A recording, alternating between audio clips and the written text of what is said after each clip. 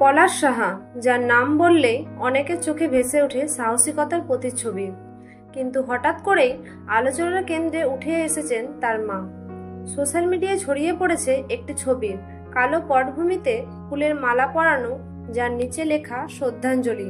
দাবি করা হচ্ছে পলাশ সাহার মা আর নেই। কেউ বলছেন হঠাৎ হার্ট অ্যাটাক, কেউ বলছেন হাসপাতালে গাফালতির কারণে মৃত্যু। এমনকি এক সংবাদ মাধ্যম তো সরাসরি মৃত্যুর খবর ছেপেই বসেছে। কিন্তু এখানে আসে মোড় ঘোরানো তথ্য। স্থানীয়দের কেউ কেউ বলছেন না, এখনো বেঁচে আছেন পলাশ সাহার মা, গুরুতর অসুস্থ, তবে চিকিৎসাধীন। আরেকটা ভিডিও ঘুরছে যেখানে একজন মেয়েকে বলতে শোনা যায়, আন্টির শরীরটা একটু খারাপ, তবে এখন আগের চেয়ে অনেক ভালো। পলাশ সাহা বা তার পরিবার সরাসরি কোনো বক্তব্য দেয়নি এই নিয়ে, তবে কিছু ঘনিষ্ঠ সূত্র জানায় বিষয়টা এখনো স্পর্শকাতর, তাই পরিবার চায় না কিছু জানাতে। শেষ পর্যন্ত প্রশ্ন একটাই, আসলে কি হয়েছে পলাশ সাহার মায়ের? এটা কি মৃত্যুর গুজব, নাকি সত্যিই ঘটেছে কিছু ভয়ঙ্কর?